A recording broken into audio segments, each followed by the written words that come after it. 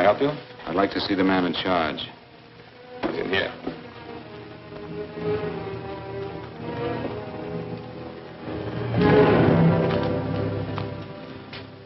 I want to report a murder.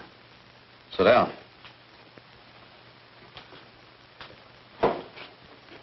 Where was this murder committed? San Francisco, last night. Who was murdered? I was.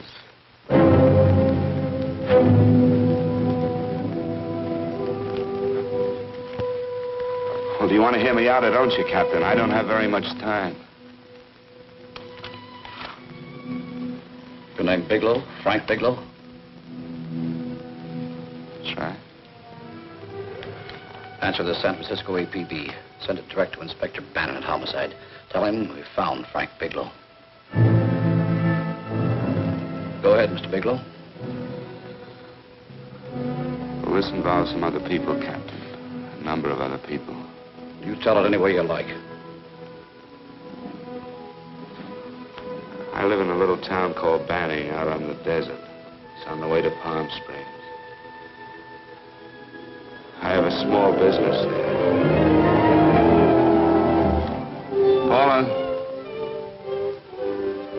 Yes, Mr. Bigelow? Get me a copy of Miss Hollis's 48 tax return, will you? Oh, you better get the 47, too. Yes, Mr. Bigelow. I don't think we took any depreciation on that new equipment last year. No, we didn't. I remember you said we could include it all this year. Sure, we can. Hey, Frank. Yeah, well. Peterson says he wants a financial statement before he can give me my loan. Hello, Kitty. I will. Well, I'm leaving for San Francisco today, but I'll be back in about a week. I'll take care of it for you then. Sure is a scorcher, isn't it? Well, I've seen him worse. Well, have a nice time, Frank. Yeah, thanks, Will. Oh, why don't you come down to the place and let me give you another permanent? Makes your hair so much easier to manage in all this heat. I can't afford it right now. Maybe next month. Yeah, here it is. No, we didn't take it. Well, we can do it this year. You work it out any way you think fit. Have a nice trip, Frank. Sure, Kitty. See you when I get back. Bon voyage. Why don't you come down anyway, Paula? We'll work out a deal on that permanent. Thanks. Maybe I will. Hello? Oh, hello, Mr. Hawkins. Just a moment. Do you want him to send your ticket over? No, I'll pick it up myself. No, never mind. Mr. Bigelow will pick it up at the station. Bye.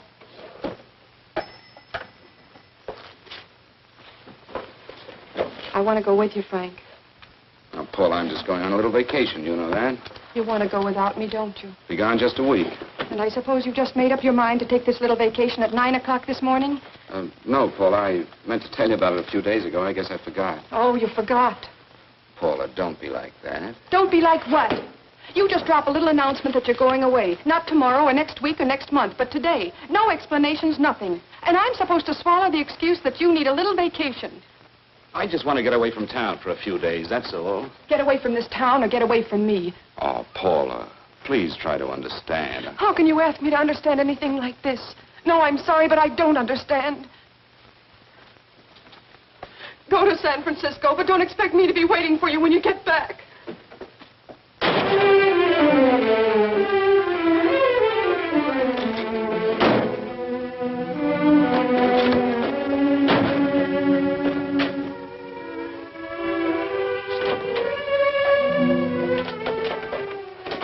Paula, please, Paula.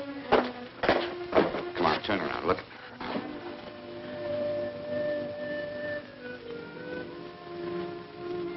Come here.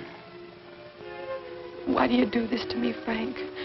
Why can't you be honest with me? As honest as I am with you? Do you have to go? I have to go, Paula. I know what I'm doing. All right, go. Go anywhere you like. You can go to blazes for all I care. Paula. Paula. Yes, I know. I'm being foolish. Come here.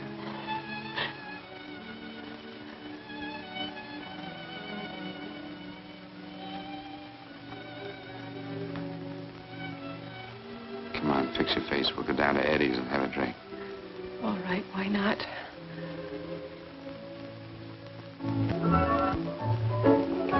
Hi, Paula. Hi, Eddie. Give us a couple of cold beers, will you? Coming up. Hi. Come on.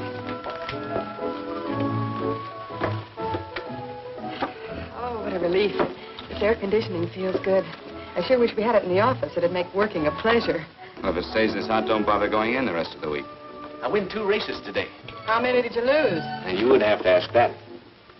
Kind of early for you two, ain't it? Too hot to work. That's what I like to hear.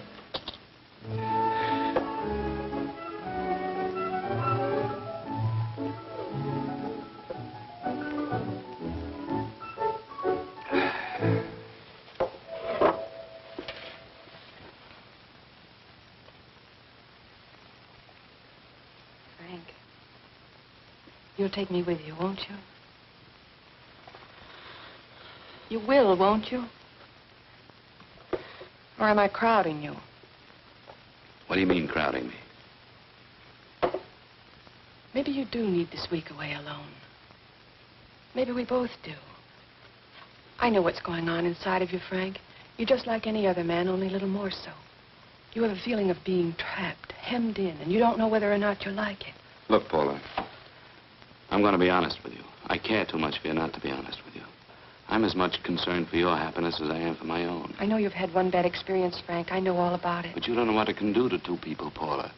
And the woman always gets hurt more than the man. I don't want you to get hurt, darling. More than anything in the world, I don't want you to get hurt.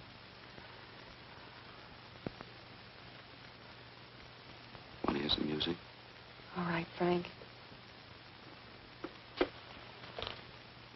Got a couple of nickels, Eddie? Yeah. This won't bother you, will it? Next result doesn't come in for half an hour.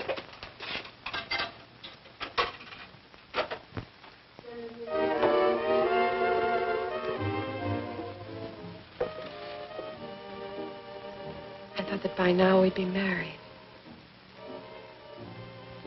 No, I'm not going to crowd you anymore, Frank. Go to San Francisco. I don't like it, but I'm convinced that you must go. I want you to be very sure, Frank. If it's right, and I believe it is, we'll have something really wonderful together. If it isn't, we should both know it as soon as possible. So you see, even if I could stop you, I wouldn't do it now.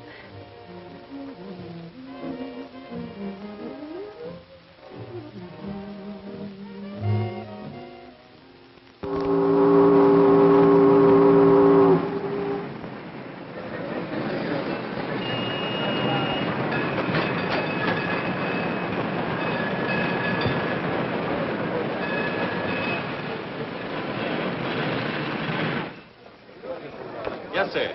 My name is Bigelow. I have a reservation. Yes, sir.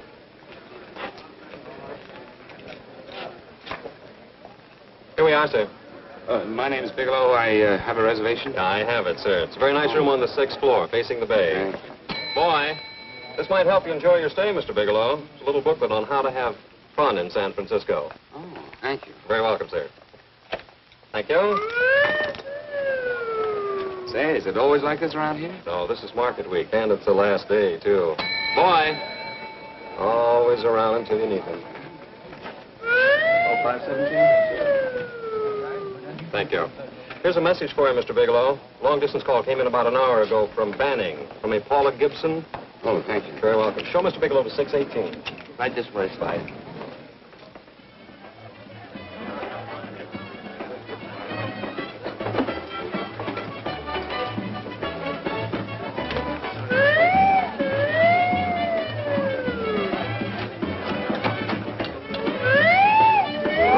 Mr. Bigelow.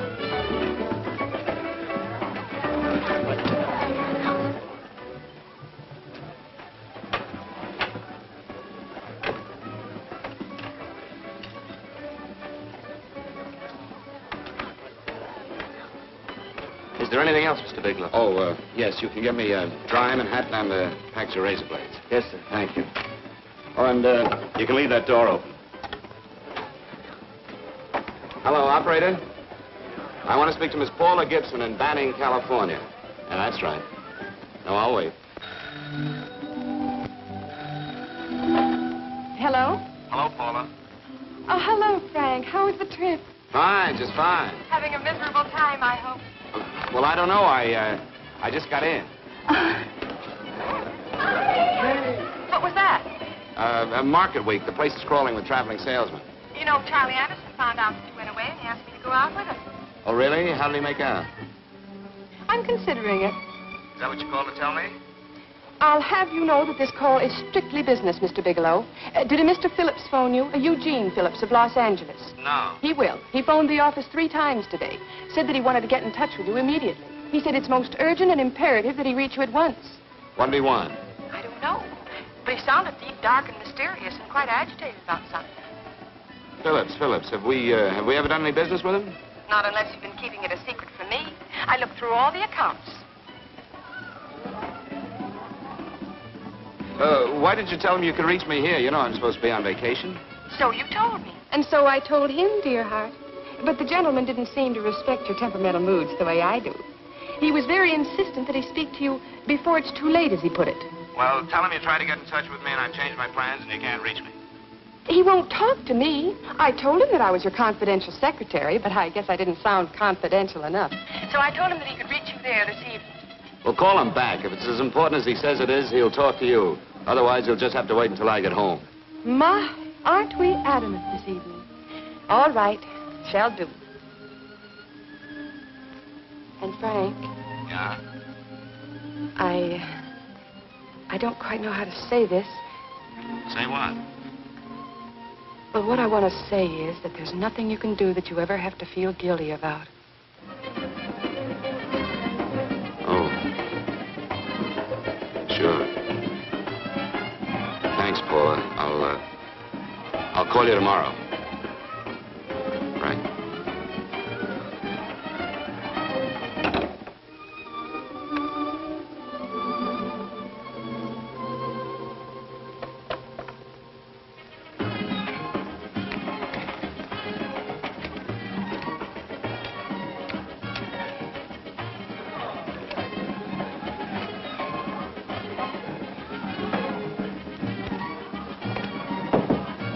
Oh, just put it there, please.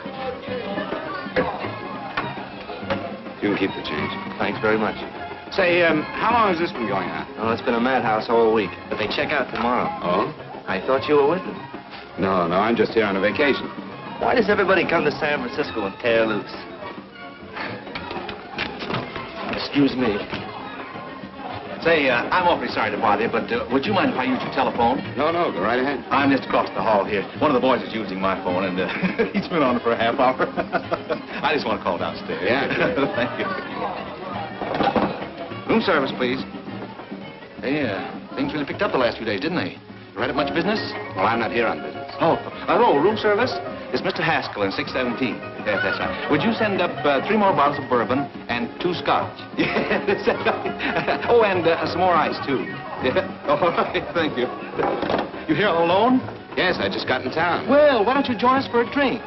Well, I don't want to barge in on your party. Oh, nonsense. It's not a party. Just a few of the boys entertaining some buyers. You know, the usual thing. A few drinks and some laughs. It's no party. Come on. Well, Come on. All right. I know what it's like to be all alone in a strange city. I'm Sam Haskell. I'm Frank Bigelow. You think some of these guys never been away from home before? Yeah. Hey, quiet down a minute. Hey, will you quiet down a second? I want you to meet Frank Bigelow. Hello. This is Jane Carlisle. Hello. Bill Welch. How are you, Mr. Wells? Glad to know you, Bigelow. Jane's the prettiest buyer in San Francisco. Oh, hey, I resent that. You don't think I believe him, Elaine? Well, he spreads that from coast to coast. Oh, gee. But it's good for my morale anyway. I'm George Cantwell. Glad to know you, Mr. Bigelow. Bigelow, yes. Right on much business? He's not here on business. Oh? Well, Well, why don't you get the man a drink before he dies of thirst? how about a little bourbon? Well, that's fine. Bourbon it is. Of course, Mr. Wallace. Yes, Mr. Wallace. But, Mr. Wallace, I'll need at least a week in Cleveland to visit all my accounts. I can't figure on being in Philadelphia until the 17th. Eddie, will you get off the phone? I want you to meet Frank Bigelow. Oh, hey, That's his boss. He's been trying for an hour to get his expense account boosted. Yeah, the way this guy holds on to $1, you'd think they weren't printing them anymore. Yes, Mr. Wallace. I'm leaving here the first thing in the morning. Yes, sir. Oh, keep your hips loose, Harry, like this. Oh, yeah. How's he doing? Oh, there's nothing wrong with Harry's drummer. The 2 years ago, the Murrays wouldn't shoot. Hey, now, wait a minute. I was doing all right there. This is Sue and Harry Brandon. Hello, good to meet glad you. How are you? Where'd you find her, Sam? On a dance marathon? Perfect. Oh, Really? Oh, thanks. Say, I'll bet you could do the rumba. Well, a little, but I'm kind of rusty. Anything would be an improvement after Harry. Oh, how do you like that? Well, here goes. Hey, you're good. Oh, my wife, she's a good dancer, isn't she, Bigelow? Oh, yeah. Fellas, I thought you were going to show us a good time tonight. Is this doing the town? That's right. We practically bankrupt our stores to buy everything you've got. Then you keep us in this hotel room. I agree. This is my last night to howl before I go back to being a dutiful housewife. Well, it looks like we're stuck, boys. This is where we blow all our commissions in one night. And you're coming with us, Bigelow. Oh, no, thanks. You run along. I've got to get unpacked and have dinner. Oh, no, you're not going to get away from me. Now that I found a man who can dance, I'm going to hang on to it.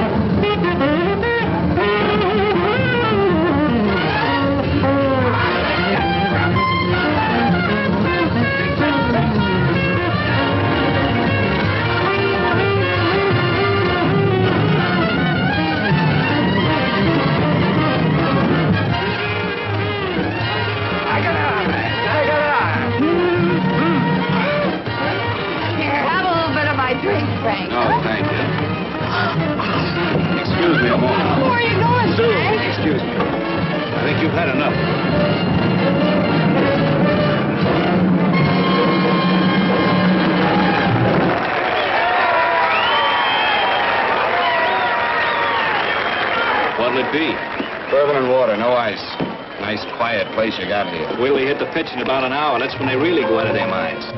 Who's the blonde? Oh, she's one of the chicks that hangs around here. She's jive crazy. Come again? Oh, you ain't hip, pal. Jive crazy means that she goes for this stuff. Just between you and me, I don't get it either, but I gotta listen to it. They're all connoisseurs, music lovers. Me, I like Guy Lombardo. What's the matter with him? Oh, he's flipped. The music's driving him crazy. Come down, Jack. Oh, don't buy me, man. I'm being light. Is the blonde alone? Oh, sure, society. She always comes in alone. Drives a big convertible, wears a mink coat, but knows everybody. But she always comes in alone. Thank you. I wanted to kiss you. I tried to... Give me another blast, Leo. What's your story, Jeannie? Easy.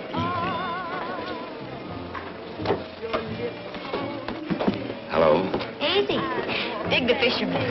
Oh, that's really silk, isn't it? Can I buy you a drink? Sure thing. Give me a blast, Leo.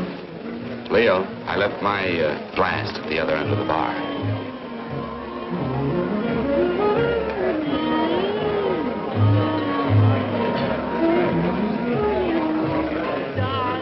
My name is Jeannie. What's you? Frank? I've never seen you here before, Frank. Well, I've never been here before.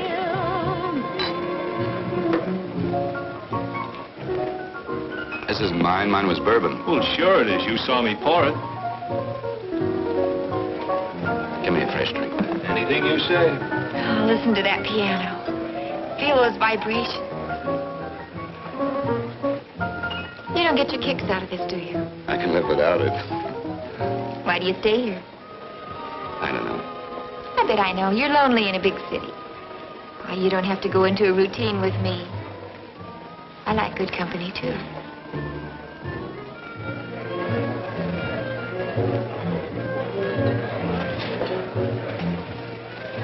Say, there are some people there I want to avoid. Couldn't we get out of here? Let me think about it. Oh, come on. How about going somewhere else, then? Why don't you meet me later? Okay. Where? I tried to forget you, but you whispered, darling, I love. Call me at that number later. It's my next stop.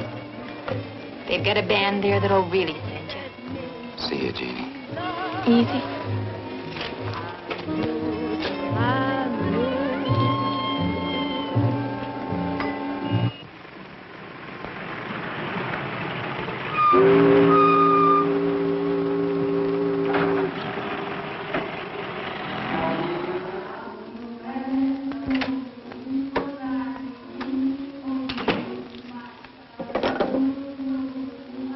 Never mind, operator.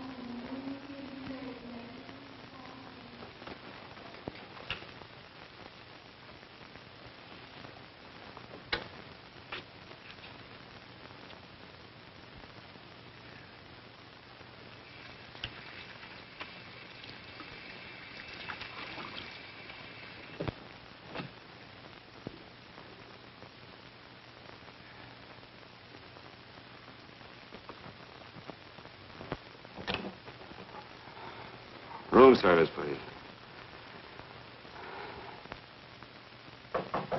Come in.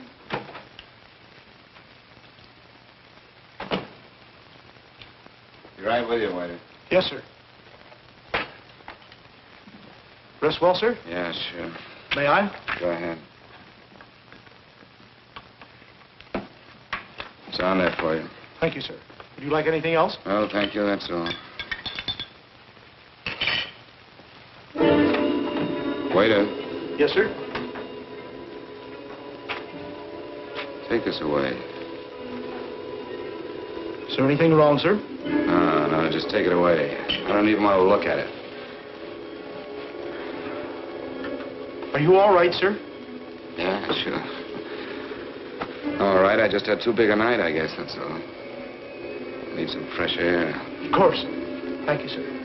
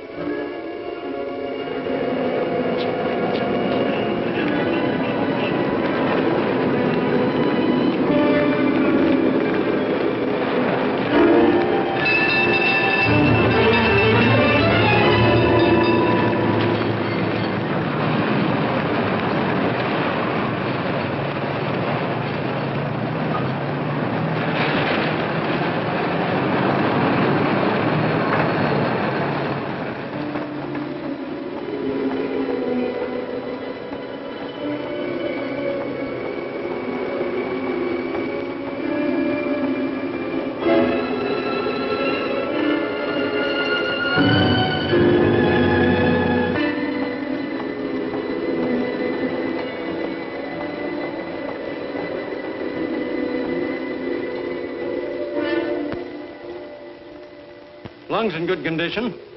Blood pressure normal. Heart fine. Well, it's a good thing everybody isn't like you, Mr. Bigelow. Put us doctors out of business. I'm glad to hear it, Doctor. I was a little worried. Don't let a little bellyache worry you. Could be just the change of climate. Well, it isn't exactly an ache, Doctor. It's kind of hard to describe the feeling. Maybe it was the drinks I had last night. I might have mixed them too much, huh? Let's have another look at that throat. You may finish dressing now, Mr. Bigelow. I want to get the results of those tests we took. Thank you, Doctor.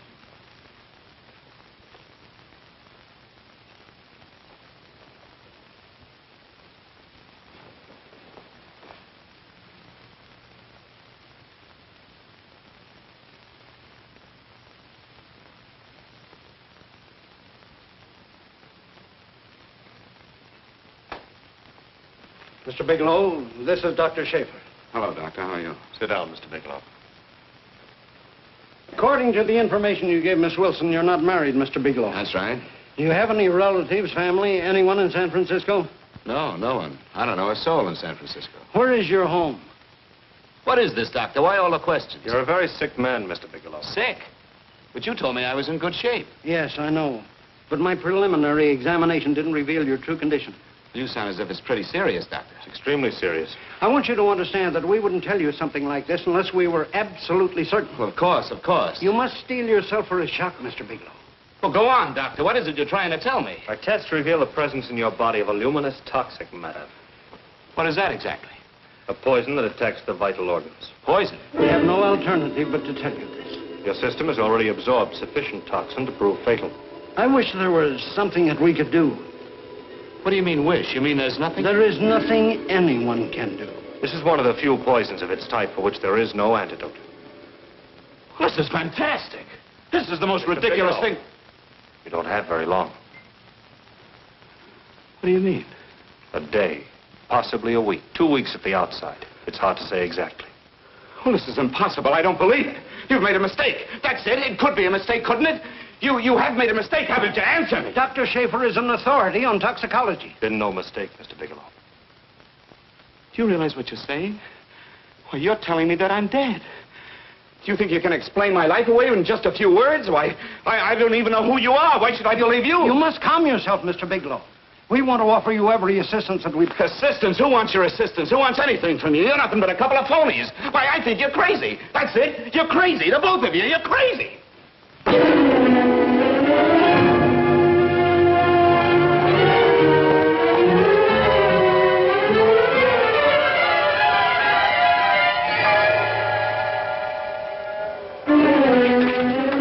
Where's the doctor? You can't come in. Come on, tell me where... You have to go through the big before you come Get out here. of here. Doctor! What's the trouble here? What's the matter with you? Doctor, I want you to examine me for luminous poison. Come right in here.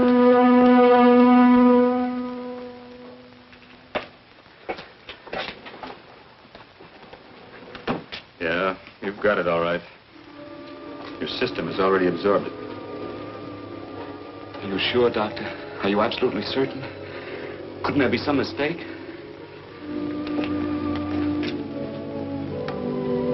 There it is.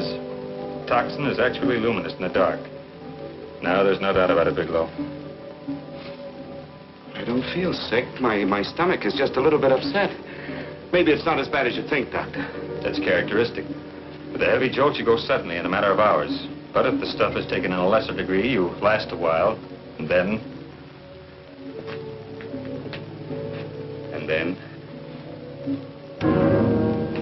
Give it to me straight, Doctor. Well, a number of things are involved. The systemic condition of the individual, the amount consumed, exertion. Yes?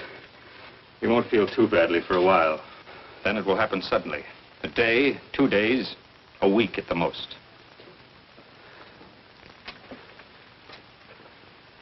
A day. 2 days. There's nothing that can be done now. If it had been caught in time, your stomach could have been washed out. But you've had it in you for some time now. For at least 12 hours, haven't you, Bigelow? I don't know. You don't know? No. Don't you know how you got it? No. This is no accident. Somebody knew how to handle that stuff. That wax is tasteless and odorless. The amount of alcohol in your body, you must have got it in liquor. I was drinking last night. Arrange for your admission to the hospital immediately. Of course, I'll have to notify the police. This is a case for homicide. Homicide? I don't think you fully understand, Bigelow. You've been murdered.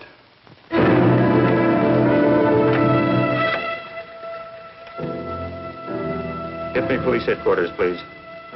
Homicide Bureau.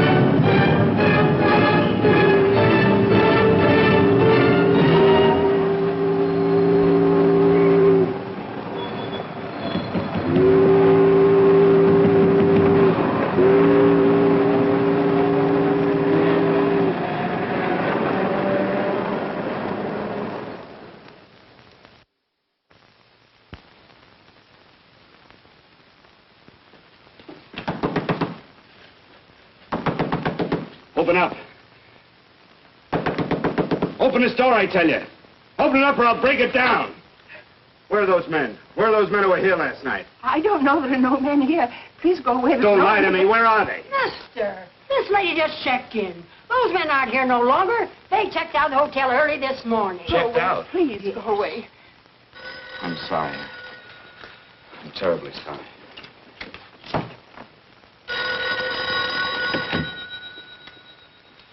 Hello? Please, Mr. Bigelow, my eardrums. Oh, hello, Paula. Your enthusiasm overwhelms me. Why haven't you phoned me? Or is there a quota on telephone calls up there? I'm sorry. I've been busy. I'll bet you have. Visiting the museums, no doubt. What's happening up there that's exciting or different? Nothing, not a thing. I'll bet you miss me, but you're too stubborn to admit it. Sure. You know, if you'd like me to come up, I can pack a toothbrush and leave right away. No. Well, you don't have to snap my head off. You could at least make a pretense of missing me. I'm sorry, Paula. Of course I miss you. Listen, Paula, Paula, it's just that I don't feel like talking now. I'll call you later. Don't strain yourself. You phone me sometime when you feel more like talking. Oh, by the way, I called that Mr. Phillips back.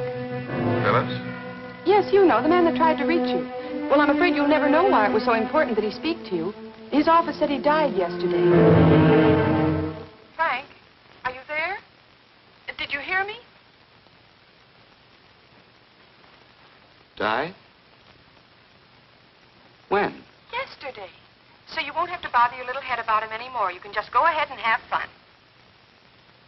Paula, what did he die from? Do you know? I suppose he died from whatever people usually die from.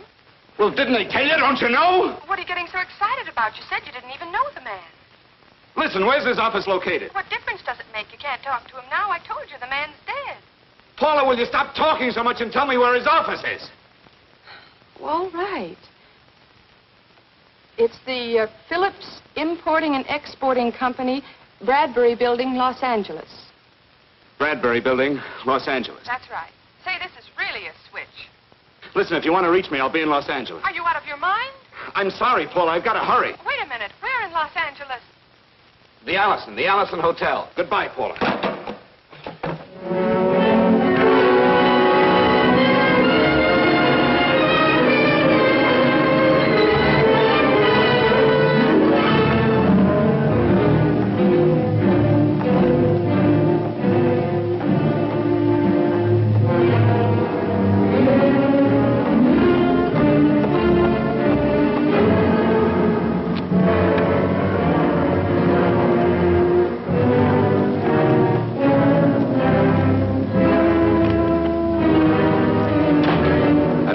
Someone in charge here. What is it regard Well, it's a personal matter. It's quite urgent. Perhaps Mr. Halliday can help you. Who's he? He's our controller. Your name, please? Bigelow. Mr. Bigelow to see you. Send him in. Go right in, please. That door.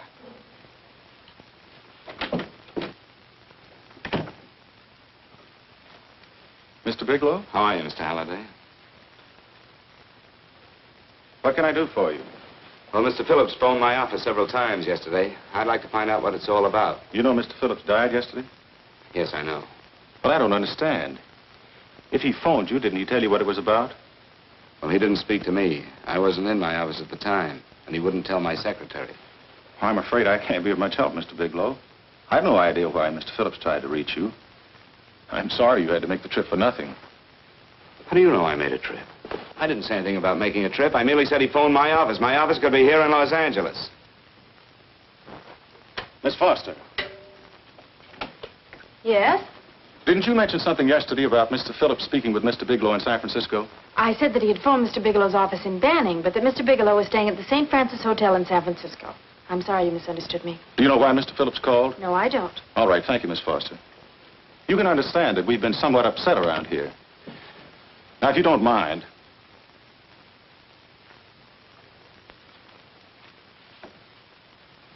Did Mr. Phillips have a wife, family, anyone that could help me? you can't intrude on people at a time like this just to satisfy some curiosity. It isn't just curiosity. Then I suggest you wait a week or so. I can't wait. Well, I'm sorry you'll have to. Well, there's always a phone book. You're a pretty aggressive fellow, Bigelow. Are you quite sure that this is as important as you make it appear to be? It's important. Mrs. Phillips lives at the Sunset Arms Apartments. Thank you. I needn't tell you she's under a strain. I suppose you're capable of using a little more tact with her than you demonstrated with me. I think I can handle it. By the way, what was the cause of Mr. Phillips' death? Suicide. He leaped from the balcony of his apartment. Thank you.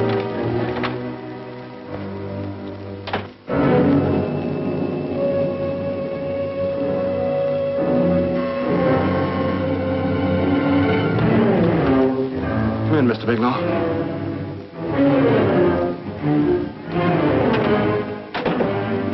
I'm Stanley Phillips, Eugene's brother. Halliday phoned that you were coming.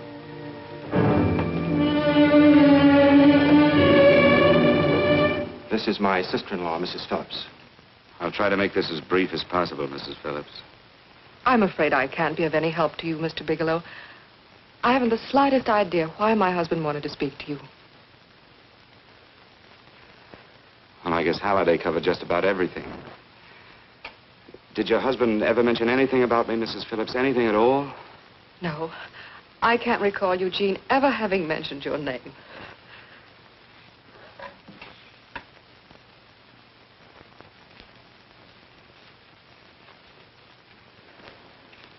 I hate to ask you this, Mrs. Phillips, but it's of vital importance to me. Do you know why your husband committed suicide? Oh.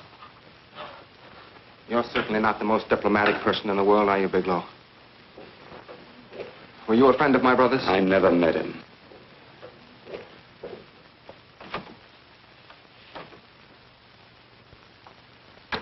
My brother was in a jam, a pretty bad jam. He was arrested 2 days ago. He sold some iridium to a dealer by the name of Majak. It's a very rare metal, very costly. Anyway, the iridium turned out to be stolen. He was released on bail yesterday, but he faced a pretty stiff prison term. Men have committed suicide for less. Yes, I know. That's how the police feel about it. What puzzles me, though, is this crooked deal. Knowing Eugene, you wouldn't say he's the type of man to be mixed up in anything like that, now would you? I told you I never met him. That's right, so you did. Now, what's this all got to do with you, Bigelow? I don't know. Let's come clean with each other, Bigelow. Surely you must have some idea why my brother was so desperate to contact you. I have no idea. That's odd. Then how could it be of such vital importance to you? Well, you seem to know the answer to everything else. Maybe you know the answer to that one, too.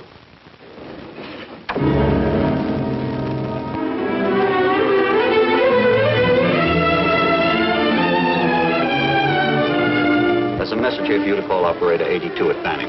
Oh, thank you. Show Mr. Bigelow to room 821. Say, would you have the operator put this call through to my room right away? I'll take it up there. Thank you. Hello, operator. Yeah, I'll call you if I need anything. Thank you, sir. Hello, Paula? Well, Sinbad, I'd just about given you up for lost. Do you mind telling me just why you rushed down to Los Angeles? I can't explain it to you just now, Paula. I just can't explain it. What's going on, Frank? You don't even sound like yourself. Well, I'm just a little tired, Paula, that's all. But I miss you. Oh, Frank. I can't tell you how good it is to hear you say that. And here I was worrying that I'd lost my charm. When are you coming home, Frank? Soon, Paula. I'll be home soon. I'll go right out and get myself a permanent so I'll be pretty when you see me. Hey, guess what? I found that Phillips name in your notarial ledger. Notarial ledger? Yes, of all places. I remember now I made the entry myself. You had notarized a paper one morning before I came to work. What kind of paper was it? A bill of sale for a George Reynolds made out to Eugene Phillips of Los Angeles. So you see, I was right. We hadn't done any business with Phillips, only indirectly. What was the bill of sale for? A shipment of iridium, whatever that is. Iridium. You mentioned at the time that this fellow Reynolds had made some kind of a deal in Palm Springs, and he stopped in your office early in the morning on his way north to have it notarized. Wait a minute. Wait a minute, George Reynolds. That was about 6 months ago, wasn't it? That's right, 6 months ago. Thanks, Paul. Oh, goodbye. Goodbye. Hello, operator. Get that number back for me.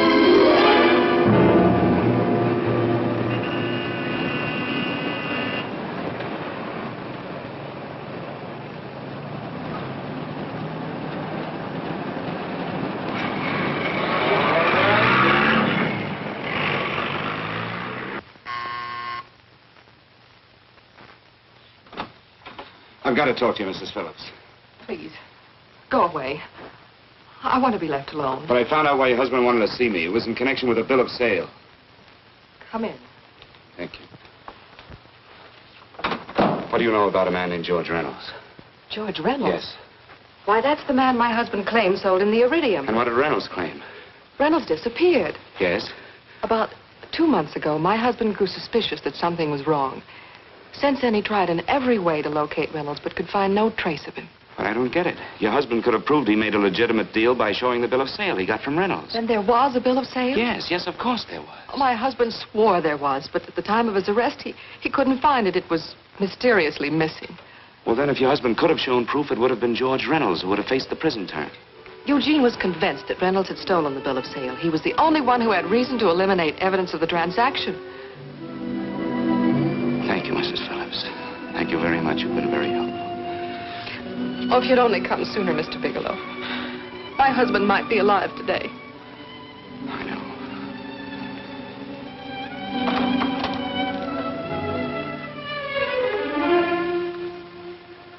The only thing that What puzzles me, Miss Phillips, is that you haven't asked how I knew there was a bill of sale.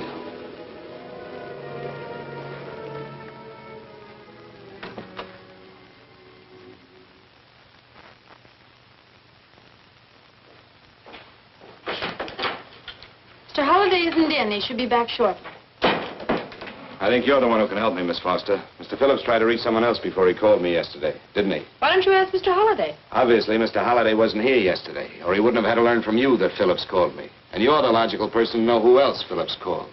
I don't believe that's any of your business, Mr. Bigelow. Don't think you're revealing anything confidential, Miss Foster. I know that he tried to reach somebody else. Mrs. Phillips told me. You're bluffing, Mr. Bigelow.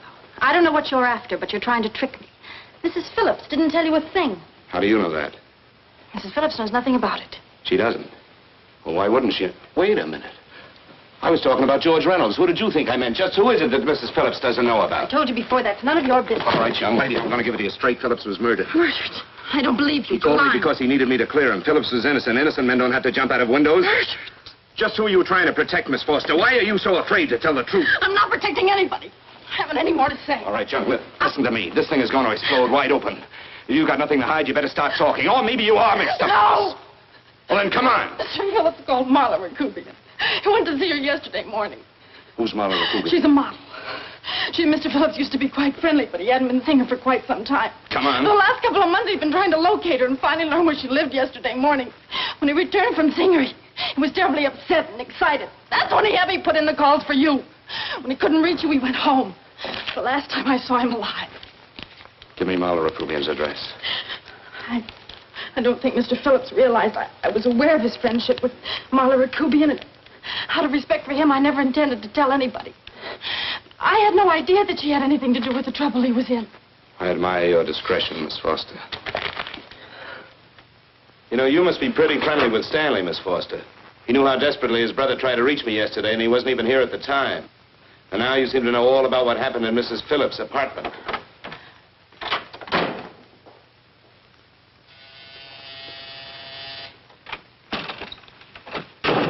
Miss Rakubian? Yes? What do you want? Get out of here or I'll call the Go police. ahead, call him. Oh, go ahead, call him. Going on a trip, huh? Yes, going away for the weekend. Sailing for Buenos Aires tomorrow, some weekend. I'll send you a postcard. Now get out of here. Who are you going with, George Reynolds? Never heard of him. I suppose you've never heard of Eugene Phillips either. Just who are you? What do you want? Never mind who I am. Where's Reynolds? I told you I don't know him. Now will you get out of here and leave me alone?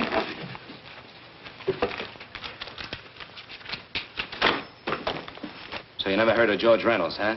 And don't try to tell me that this isn't him because I've seen him. If you think you can scare me, you're crazy. Look, I know that Phillips came here yesterday. And right after he left, he was pushed out of a 6-story window. Pushed? Phillips committed suicide. Your playmate Reynolds murdered Phillips. Then he went up to San Francisco to get me. Because I knew about a certain bill of sale. I don't know what you're talking about. You're in this right up to your pretty little neck. I'm not mixed up in anything. Get your hands up. Drop that picture on the couch. Turn around. Don't get any ideas because I'm not afraid to use this. Give me your wallet.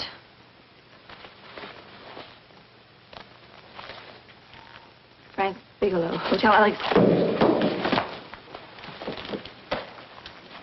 All right, now where's Reynolds?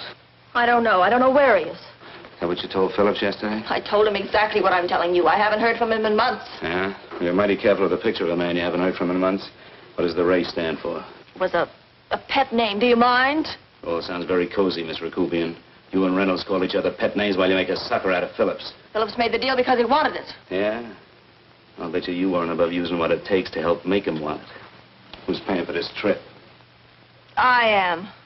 Really? A first-class trip to Buenos Aires on a model salary. Don't make me laugh. Since you and Reynolds aren't seeing each other anymore, you don't mind if I keep this to you. If I were a man, I'd punch your dirty face in. You know, I really believe you would. Oh, I almost forgot. Your tickets. Don't be surprised if I'm there to see you off.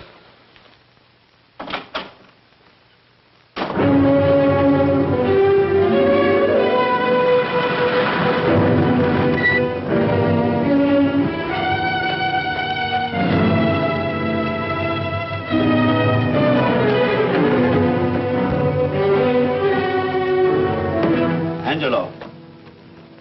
Angelo! Oh, Angelo. Do you remember taking this picture of George Reynolds? I take so many pictures, I can't remember them all. This gentleman is a friend of his and would like his address. We have no card on him. I don't think we ought to do that. He's willing to pay $20 for it. That's the paper we used last year. Of course, you understand, we usually don't give out the information about our clients. I know, you're a couple of high-class fellas. Thank you. Revealing anything confidential is against the ethics of our establishment. That's right. Honesty is the best policy. Of course. But in your case, inasmuch as you're a personal friend of Mr. Reynolds... Thanks. I knew you'd come through. Got it. Here it is. We don't have his address. He must have called for the picture. But he couldn't have been a very good friend of yours, mister. Because his name is not George Reynolds. It isn't? Well, what is it? It's a... Oh, huh? Oh. Here. It's Raymond Rakubian. Rakubian? What's so unusual about that? The picture's signed Ray, isn't it? Yeah. Yeah.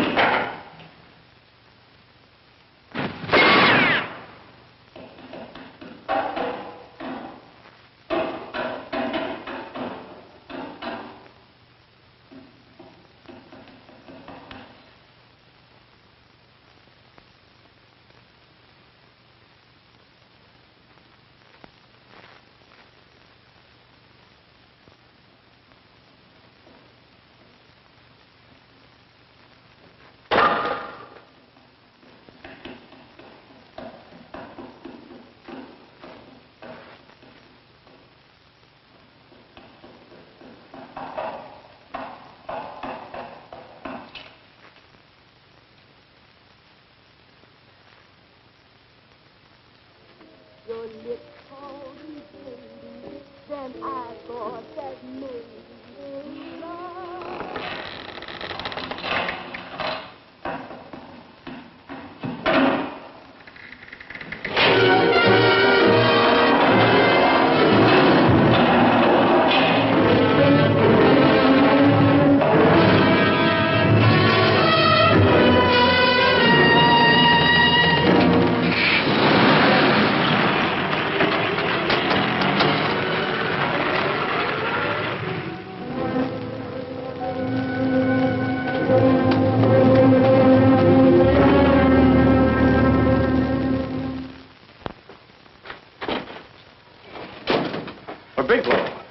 Are you all right?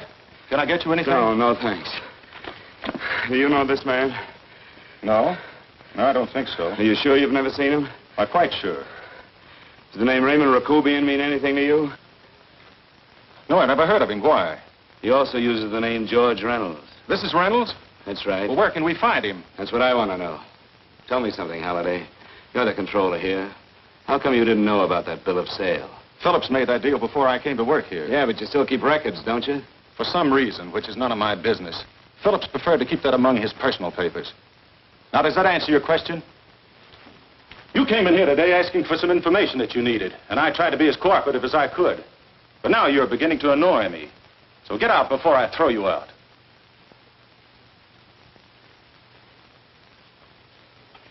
You know, you really frighten me.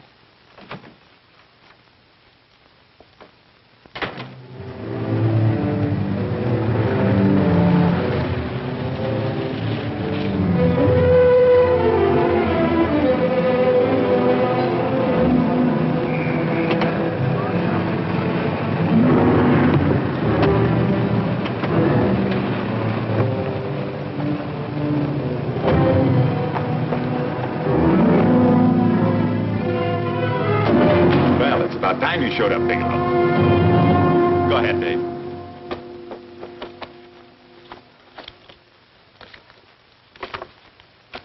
Real cute, ain't you, Bigelow?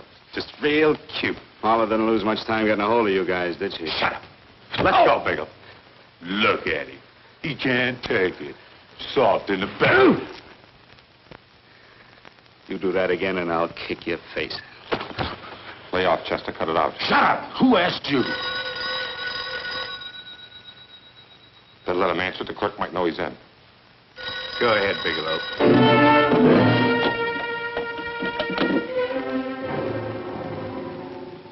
Hello? Frank. Frank, why did you hang up on me? I've been trying to get you for hours. I'm sorry, Paula. I was in a hurry. Well, don't be in such a hurry this time. You didn't give me a chance to finish what I had to say. Hey. I wanted to tell you that McGowan was in hollering his head off because you didn't go over the books. Tell McGowan to get another auditor. Sure. Sure, I'll just do that little thing and lose the best paying account we've got. Do as I tell you, Paula. Frank, are you drunk? Paula, how much we got in the bank? About $2,200. Draw it out tomorrow. Sure. Then what do? Skip town without paying our bills? Forget the bills. You know that coat you always wanted? Buy it. You are drunk. You know, if I didn't have such a good character, I'd be tempted to take advantage of your intoxicated state, Mr. Bigelow. I'm not drunk, Paula. Well, then don't tell me that one day away from me can affect you this way. Cut it short. Paula, Yes? I'm sorry I left you. I never realized how much I love you. But I know it now. Oh, Frank, darling, I love you too so very much. Please come home. I miss you terribly. I said cut it short. I'd just love to let you have it, Bigelow. Let's go, Chester. This guy's kept us waiting long enough now. Walk in front of me, Bigelow. And keep your mouth shut. If you so much as look cross-eyed at anybody, I'll blow the back of your skull out.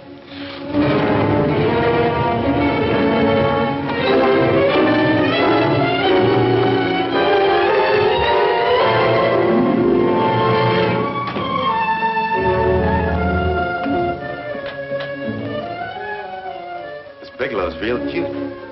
He wanted to get tough with Chester. He don't know Chester. Did you get the picture? Don't I always get what Mr. Majak sends me after? Majak? That's right. I'm the dealer who bought the iridium from Phillips. I get it. You have Rakubian unload stolen stuff on Phillips with the help of Marla here, and then you buy it back from him. Oh, you certainly made a sucker out of Phillips. What is it, Mr. Bigelow?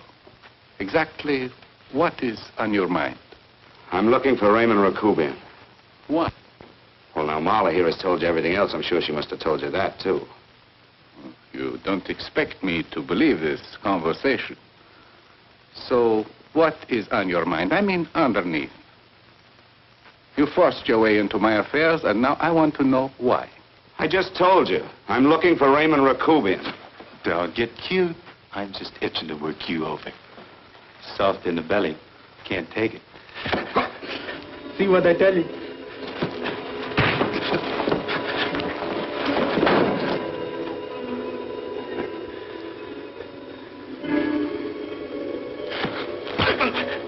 Can't do that to Chester.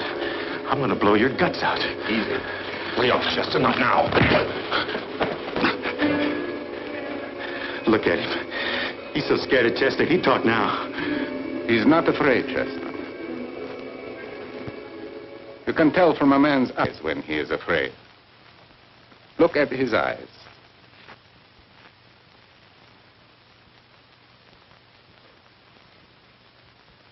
Oh!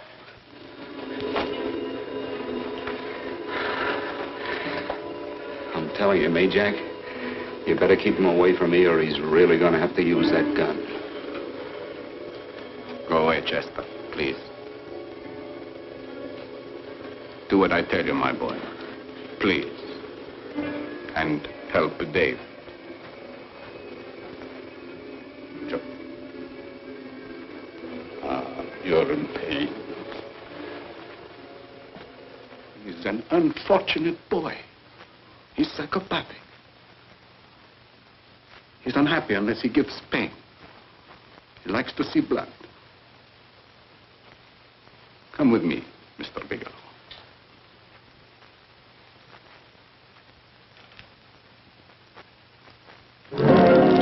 Raymond Rakobian was my nephew. He could not possibly have tried to kill you. He's been dead 5 months.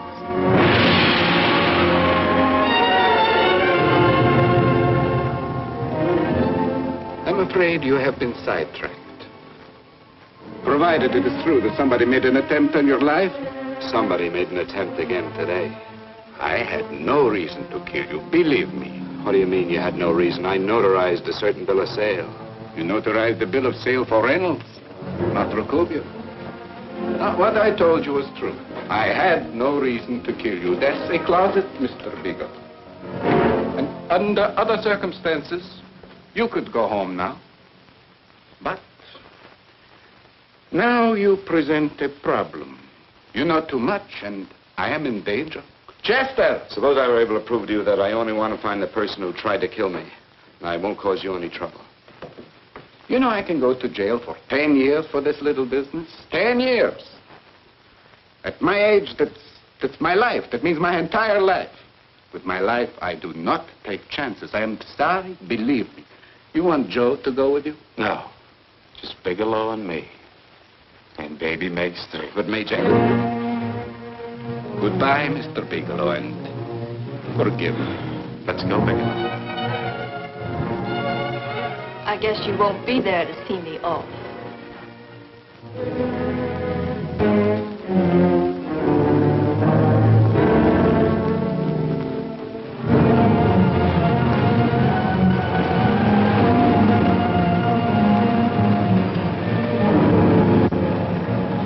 You tried to make a boob out of me in front of Major.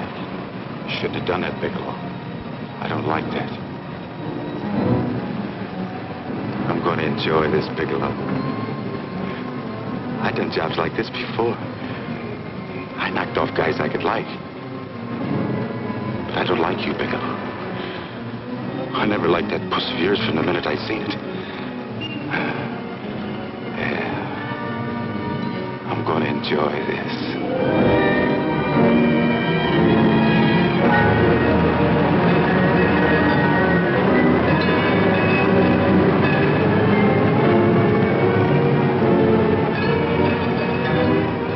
Scared yet, are you, Bigelow?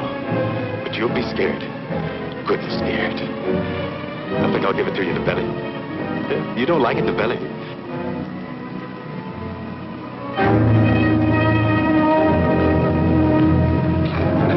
Good. Try it. I'd just love you to try it, Bigelow. Why don't you try it? Go ahead.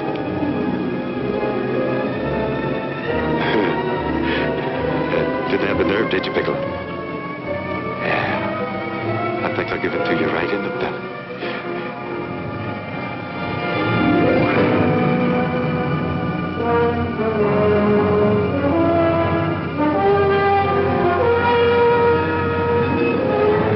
It takes longer when you get it in the belly. It's nice and slow. That's the way I want to see you go, Bigelow. Nice and slow.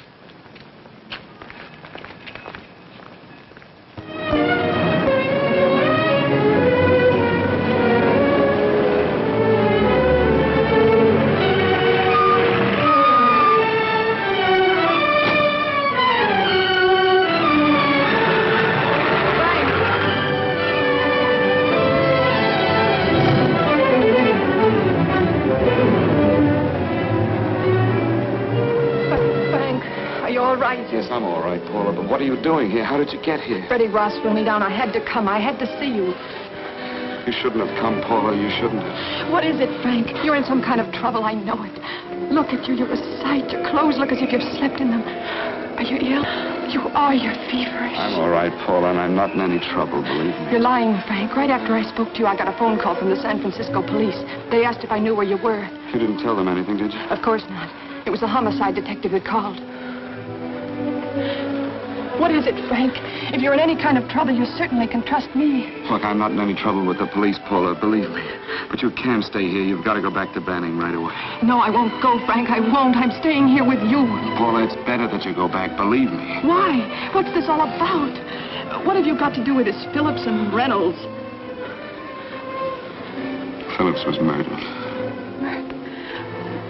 What could that possibly have to do with you? All you did was notarize a paper. You've notarized hundreds of papers. I know. All I did was notarize one little paper out of hundreds. Frank, you frighten me. You don't even act like yourself. I know that you're in trouble, that something is wrong, that you're in serious trouble. You frighten me, Frank. Oh, don't be frightened, Paula. Don't ever be frightened of anything again. Will you promise me that? I love you so much, darling. More than you seem able to understand. Oh. I never really knew happiness until I loved you. Sometimes when I used to be afraid that you weren't sure how you felt, I tried to hold back, but I couldn't. Losing you would have been losing everything. There would have been nothing left. Don't, Paula, don't. Now I'm afraid again. Somehow I feel that I'm going to lose you, but there's nothing I can do about it. I feel so helpless. You're leaving me out of something. Tell me, Frank, what is it? Give me a chance to fight back. Just give me a chance, please. You do love me, don't you? Oh, yes, Paula, I love you. I never was more certain of anything in my life. I wasn't sure before. I was a little blind, I guess, but believe me, I'm sure now. Can you understand that, Paula? I understand. A man can be like that, Paula. Something has to happen. It can be a big thing or a little thing, but it can make him realize how much someone means to him, how much he really loves her. Oh, and I love you, Paula. More than I ever thought it possible to love anyone in the world, I love you. Then why won't you tell me about this trouble you're in? Why won't you try to let me help you? You can't help me, Paula. You don't want my help. Oh, Paula, there's nothing you can do. Will you believe me? So will you please go home, please? No, Frank. I won't go. I know you're in trouble. I can't leave you like this. All right, Paula, look, wait for me in the lobby of the hotel, and I'll be back for you soon, I promise. You promise? You're yes, sure? Paula, I promise. Is that a new outfit? Yes. Oh, that's beautiful.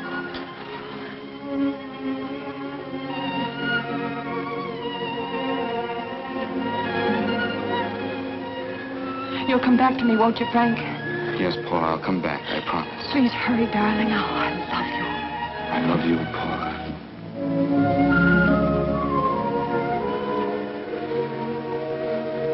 Goodbye, Paula.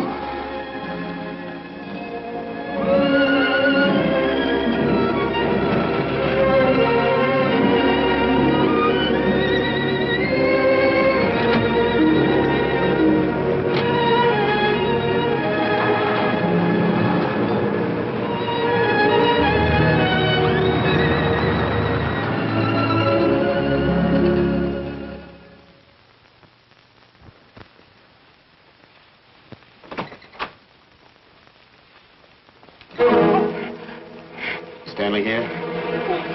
You sure? All right, get in there. Now get Stanley on the phone. Tell him to come over here right away. Use any excuse you want. What are you going to do? What was Stanley going to do when he used me for a clay pigeon today? I don't know what you're talking about. Don't act innocent with me. I fell for that once. I don't know what you mean. I told you everything you wanted to know this morning. Yeah, you told me just enough so I'd get sidetracked and wouldn't know that Stanley was the one I was after. Stanley? Oh, no. You and Stanley have been together on this from the start. Now, come on, get on that phone and call him. Don't let him know I'm here. Bigelow.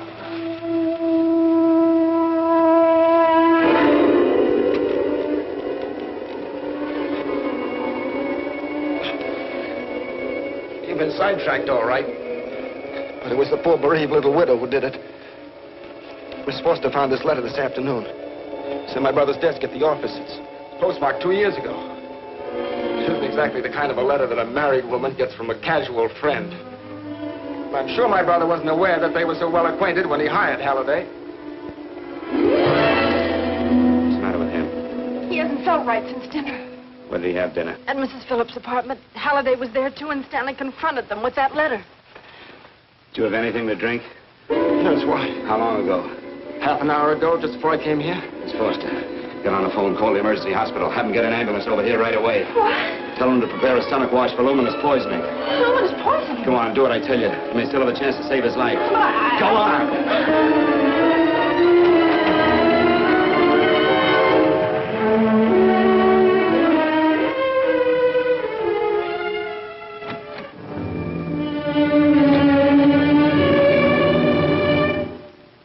George Reynolds, Mrs. Phillips.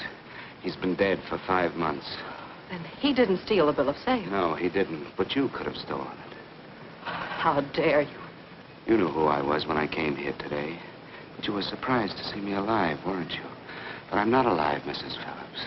Sure, I can stand here and talk to you. I can breathe and I can move. But I'm not alive. Because I did take that poison. And nothing can save me. What are you going to do? If I kill you now, I have nothing to lose. No, you've got to listen to me. You've got to give me a chance. But I didn't have a chance. It was Halliday. Believe me, it was Halliday. He made me steal the bill of sale. He planned everything. What about this letter? Your husband knew about you and Halliday. He found it only yesterday. He accused Halliday. They fought, and Halliday pushed him over this balcony. And why me? Why did he want to kill me? Because you could have proved there was a bill of sale, that my husband had no reason to commit suicide. Halliday was desperate. After he killed my husband, he found out about the phone calls to you. He thought you spoke to him, that you knew enough to involve him.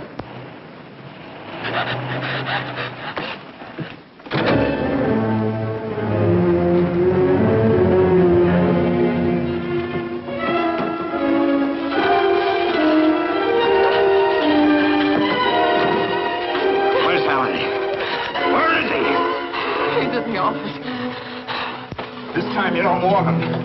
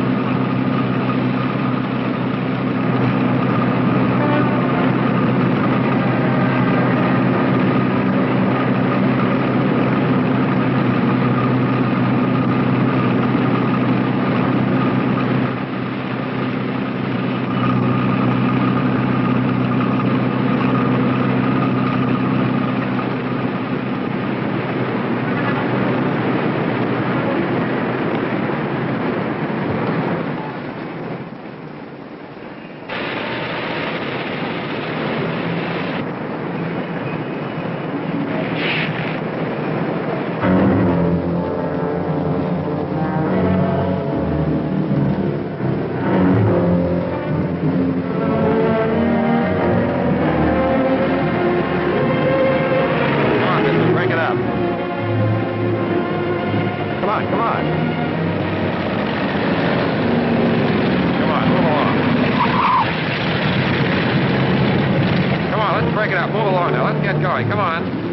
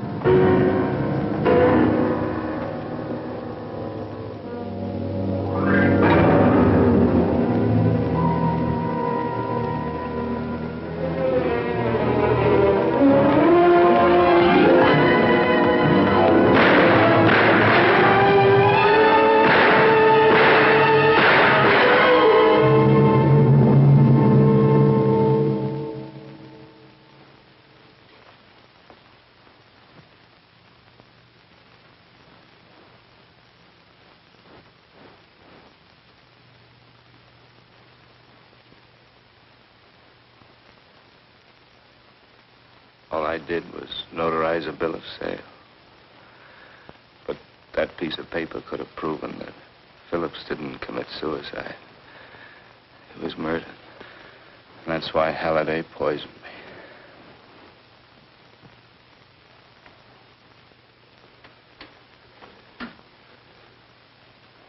Would you?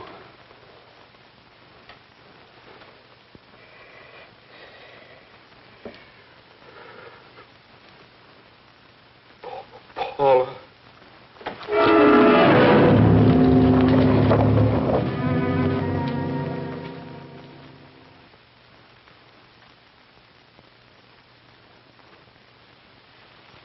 Call the morgue.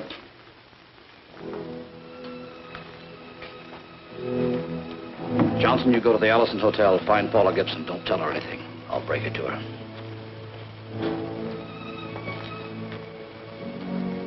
How shall I make out the report on him, Captain? Better make it dead on arrival.